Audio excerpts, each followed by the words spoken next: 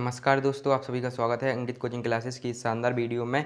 और आज की वीडियो हम करेंगे प्रश्नावली 3.3 का प्रश्न क्रमांक पहले का चौथा। तो वीडियो स्टार्ट करने से पहले यदि आप चैनल पर नए आए हों तो चैनल को सब्सक्राइब कर लें। चैनल पर नए आए हों तो आप चैनल को सब्सक्राइब कर लें और वीडियो को लाइक कर लें और अपने दोस्तों के साथ शेयर कर लें।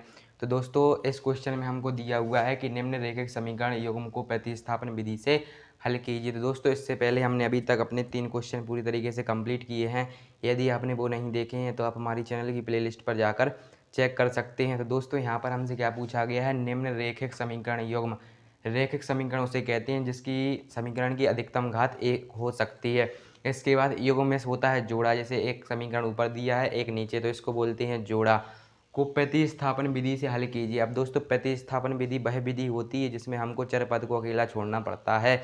या तो हम x का अकेला छोड़ सकते हैं या तो हम y को अकेला छोड़ सकते हैं और बाकी संख्या को बराबर के दूसरी तरफ भेजकर उसको समीकरण 3 बना लेते हैं और हमारा सवाल सॉल्व होने लगता है। तो दोस्तों, आज का पहला सवाल स्टार्ट करते हैं। ये थोड़ा सवाल हटके है, ये हमारी बुक में एक ही सवाल दिया हुआ है, इसलिए आप लोग इसको कॉन्सेंट्रेट और अच्छे तरीके से समझेंगे क्योंकि यह एग्ज़ाम के लिए बहुत ही महत्वपूर्ण क्वेश्चन है। तो दोस्तों, आज का क्वेश्चन हम देखते हैं। तो दोस्तों, इसमें हमको क्या दिया हुआ है, 0.2x प्लस 0.3y बराबर 1.3 और यहाँ पर दिया है 0.4x प्लस 0.5y बराबर 2.3। तो दोस्तों, अभी तक हमने जिस प्रकार किया है उसी प्रकार हम इसको करेंगे। तो हम लोग यहाँ पर लिखेंगे दोस्तों हल। तो दोस्तों, हमने हेडिंग डाल दी हल। इसके बाद 2 समीकरण दिए हैं, हम उन दोनों को उतार लेंगे। तो यहाँ पर हमने पहला समीकरण उतारा है 0.2x प्लस 0.3y बराबर हमारा दिया हुआ है 1.3 और इसको हमने मान लिया समीकरण नंबर 1।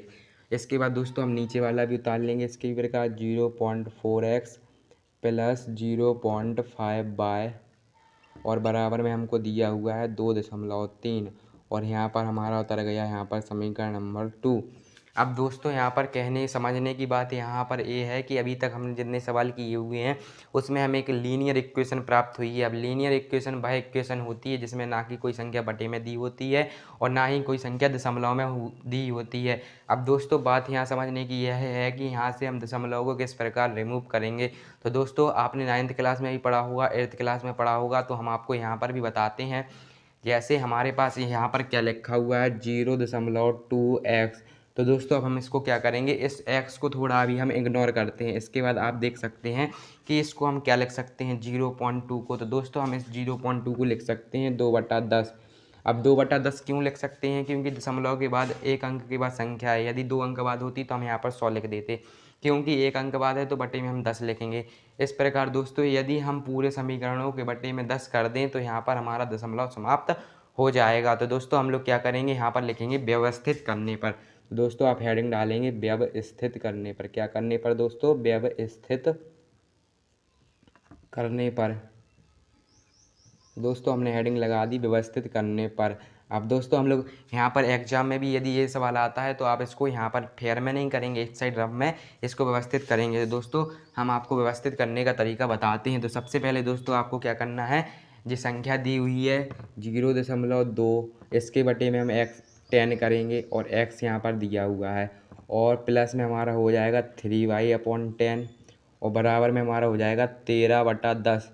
क्योंकि दोस्तों, इसके बटे में 10 इसलिए आए क्योंकि दशमलव जब इस तरफ आएगा, एक घर यहाँ पर है, यहाँ पर ऐसा आएगा तो बटे में 1 हो जाएगा। यदि दशमलव के बाद 2 अंक होते तो यहाँ पर बटे में 100 हो जाता, क्योंकि यहाँ पर दशमलव के बाद है 1 तो इसलिए यहाँ पर बटे में होगा 10। अब दोस्तों, बटे में हम 10 कर चुके हैं, इसी प्रकार दोस्तों इसमें भी बटे में 10 होगा तो यहाँ पर हमारा हो जाएगा 4/10x। ठीक है दोस्तों, इसके बाद हो जाएगा हमारा 5y/10 और बराबर में हो जाएगा दोस्तों 23/10। तो दोस्तों, अब आप लोग देख सकते हैं कि हमें दोनों जगह 10 प्राप्त हो चुके हैं।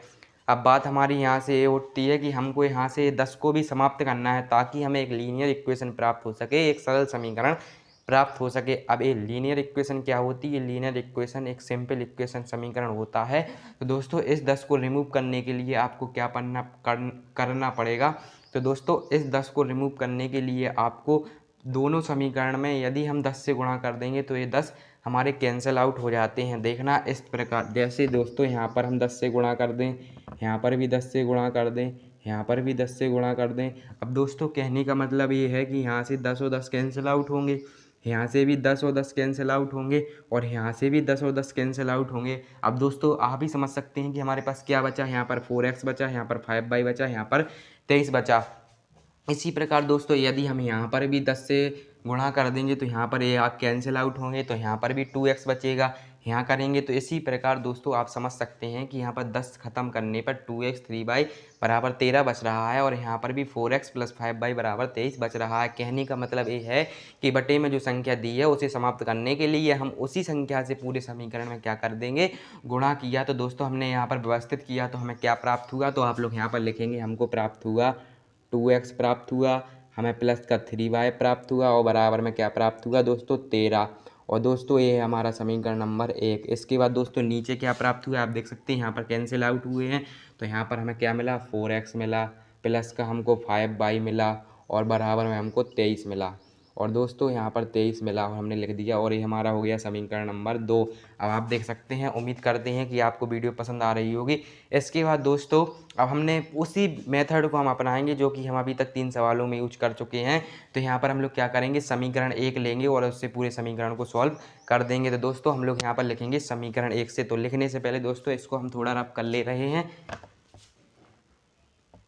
अब दोस्तों यहाँ पर हम हेडिंग डालेंगे समीकरण 1 से। तो दोस्तों हम यहाँ पर लिख रहे हैं समीकरण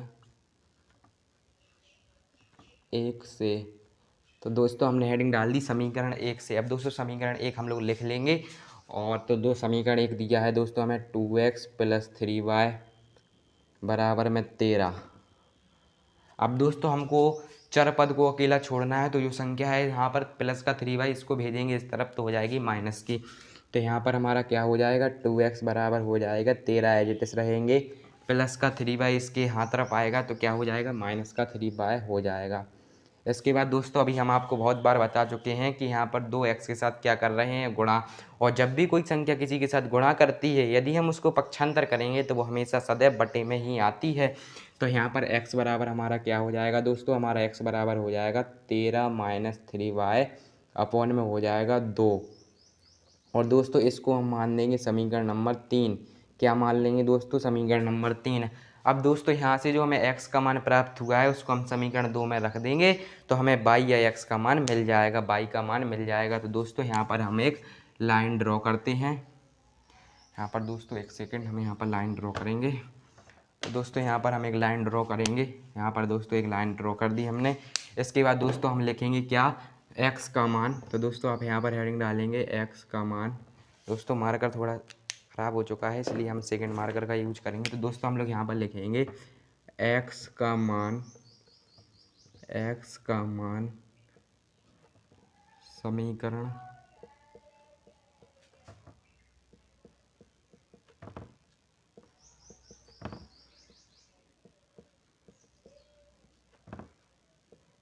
तो दोस्तों आप लिखेंगे x का मान समीकरण 2 में रखने पर। अब दोस्तों समीकरण 2 हमारे पास है 4x प्लस 5y बराबर 23। तो यहाँ पर हम लोग पहले समीकरण लिख लेंगे। तो हमको दिया है 4x प्लस 5y बराबर में दिया हुआ है हमको 23। अब दोस्तों इसके बाद हम इसमें x का मान रखेंगे। x की वैल्यू हमारे पास यहाँ पर है तो हम 4 लिखेंगे और कोष्टक लगा के हम लोग लिख देंगे 13 माइनस 3y।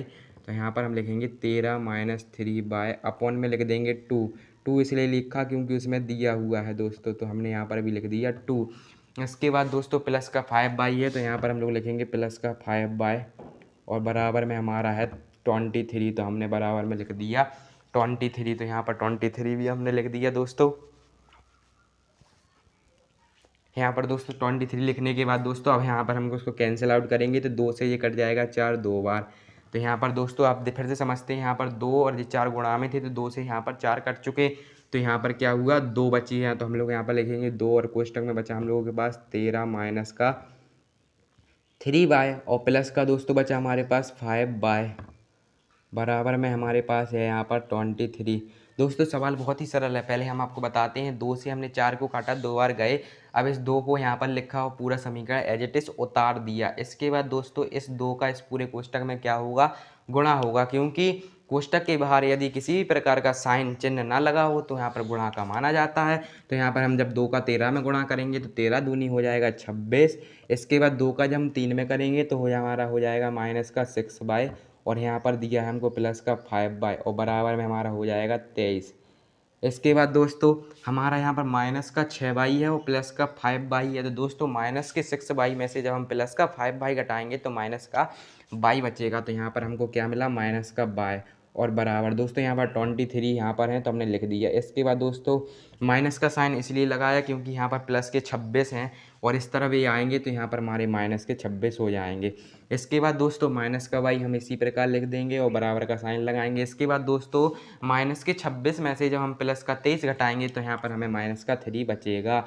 अब दोस्तों बाद आप देख सकते हैं कि यहाँ पर भी माइनस है और यहाँ पर भी माइनस है, तो माइनस से माइनस क्या हो जाएगा, कैंसिल आउट हो जाएगा। तो यहाँ पर हमें y बराबर क्या प्राप्त होगा, तो यहाँ पर हमें y बराबर 3 प्राप्त होगा। इसके बाद दोस्तों हमने यहाँ पर y का मान पुट कर लिया, मतलब y का मान हमने निकाल लिया। अब हम y का मान समीकरण 3 में भी रख सकते हैं, 1 में भी रख सकते हैं, ताकि हम x का मान निकाल सकें। तो हम लिखेंगे y का मान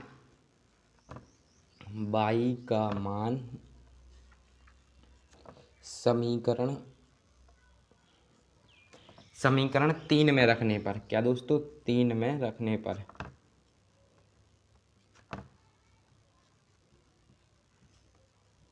तो दोस्तों हमने लिखा y का मान समीकरण 3 में रखने पर। तो दोस्तों समीकरण 3 जो कि हमारा इस प्रकार है, तो हम उसको पहले लिख दे रहे हैं। x बराबर 13 माइनस का हमको दिया हुआ है 3y और बटे में हमको दिया हुआ है 2।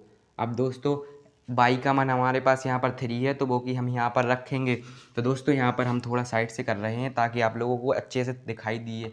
इसके बाद दोस्तों x लिखा हमने, बराबर का साइन है तो बराबर का साइन लगाया, यहाँ पर 13 है तो 13 भी लिख दिया और माइनस का साइन लगाया। यहाँ पर 3y है तो यहाँ पर 3 है और 3 लिख दिया और इनटू में हमारा 3 है।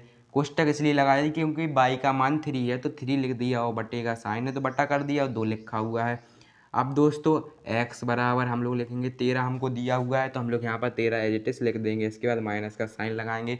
अब दोस्तों -3 का 3 में गुणा करेंगे तो माइनस का 9 हो जाएगा, तो यहाँ पर हम लिखेंगे माइनस का 9 और बटा में लिखेंगे 2। अब दोस्तों x बराबर हम लिखेंगे तो 13 में से दोस्तों 9 जाएंगे तो हमारे पास क्या बचेंगे, 4 बचेंगे। तो यहाँ पर हम लिखेंगे x बराबर 4/2। अब दोस्तों x का बराबर हमारा क्या हो जाएगा, जब हम 2 का भाग 4 में देंगे तो दोस्तों यहाँ पर 2 बार जाएगा, तो यहाँ पर हमें x बराबर 2 प्राप्त हो जाएगा। तो दोस्तों हमने x बराबर 2 ज्ञात किया और y बराबर 3 प्राप्त किया, इसलिए दोस्तों आप लिख सकते हैं अतः x बराबर 2 तथा y बराबर 3 समीकरण युग्म के हल होंगे।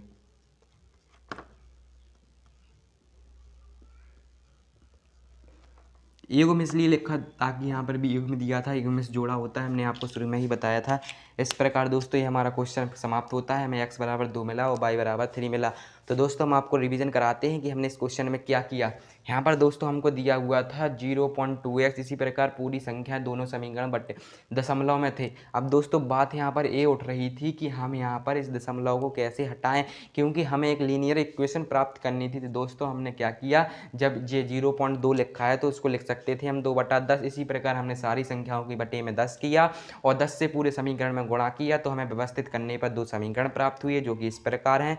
फिर हमने प्रतिस्थापन विधि की तरह समीकरण 1 लिया, उससे समीकरण 3 बना और यहाँ पर x का मान हमने समीकरण 2 में रखा तो हमें y बराबर 3 प्राप्त हुआ और इस y का मान हमने समीकरण 3 में रख दिया तो हमें x बराबर 2 प्राप्त हुआ।